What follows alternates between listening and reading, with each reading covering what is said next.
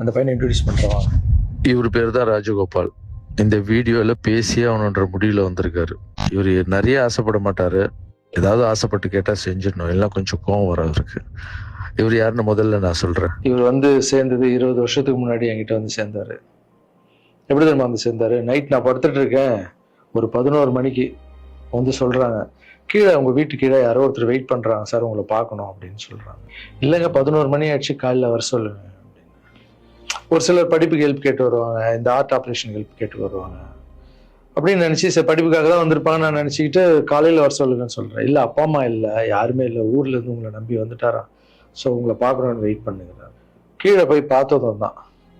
அப்போ வந்து இவர் கொஞ்சம் நடப்பார், நல்லா நடப்பார். கொஞ்சம்னா பெண்டாய் நடந்து போய் வர அளவுக்கு இவரால் முடியும். போய் பார்த்தேன், அப்படியே கண்ணில் அப்படியே தண்ணி, அப்படியே கலங்கி வந்து என்னை அப்படியே கட்டி பிடிச்சாரு 20 வருஷத்துக்கு முன்னாடி இவர். ஸோ அந்த அணைப்பிலே எனக்கு ஃபீல் ஆச்சு, இது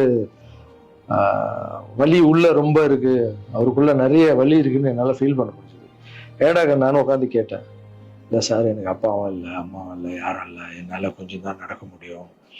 எனக்கு வந்து நீங்கள் உங்களை பற்றி கேள்விப்பட்டேன் சார், நான் இங்கேயே வந்து உங்கள் கூடவே தங்கிக்கிறேன் சார், உங்களை பற்றிலாம் நான் படிச்சிருக்கேன் சார், எனக்கு அப்பாவா அம்மாவா இருந்து நீங்கள் என்னை பார்க்கணும் சார் அப்படின்னு. அந்த நைட் டைமு, அவருடைய பேகு, நடக்க முடியாத ஒரு சூழல் அப்படியே பார்த்து அப்போதான் நான் ஆரம்பிச்சு, சின்ன சின்ன குழந்தைங்க இருக்காங்க, பெரியவங்களை எப்படி சேர்த்துக்கிறது உள்ள, குழந்தைங்க கூட போய் எப்படி நம்ம இவங்கள மிக்ஸ் பண்ணுறது, இந்த டவுட்டெல்லாம் இருக்கு மைண்டில், இதெல்லாம் ஓடுது. எல்லாம் சின்ன பசங்களா இருக்காங்க, இவர் பெரியவரா இருக்காரு, எப்படி உள்ள, இதெல்லாம் போயிட்டு இருக்கும்போது கூட யோசனை பண்ணிக்கிட்டே இருக்கேன். பட் எது நடந்தாலும் இல்லை, கடவுள் அமைச்சிருக்காரு, அவ்வளோதான், சேவையே கடவுள், வாங்க நான் பார்த்துக்கலாம் அப்படின்னு அவர் அப்படியே உள்ள கூப்பிட்டு போய் ஃபர்ஸ்ட் டைம் சாப்பாடு போடுறோம் வீட்டில். அந்த பசியில் அவர் சாப்பிட்டது அதெல்லாம் கூட இன்னும் கூட எனக்கு ஞாபகம் இருக்கு. அந்த பசியில் சாப்பிடும்போது கண் கலங்கிட்டே இருந்தார், அவ்வளோ பசியில் இருந்தார் அவர். ஸோ இவருக்கு வந்து கீழே ஒரு ரூம் கொடுத்து, ஆஃபீஸ்க்கு போகிறதுக்கு முன்னாடி கீழே ஒரு ரூம் கொடுத்து, இவருக்குன்னு ஒரு செப்பரேட் ரூம் கொடுத்து, குழந்தைங்கலாம் உள்ளே இருப்பாங்க, இவர் மட்டும் ஆஃபீஸ்க்குள்ளே போகிறதுக்கு முன்னாடி ஒரு ரூம் கொடுத்து இங்கே தங்குங்கன்னொடனே அவர் அழுது எல்லாம் பயங்கர ஹாப்பியாக ஸ்டே ஆகிட்டார்.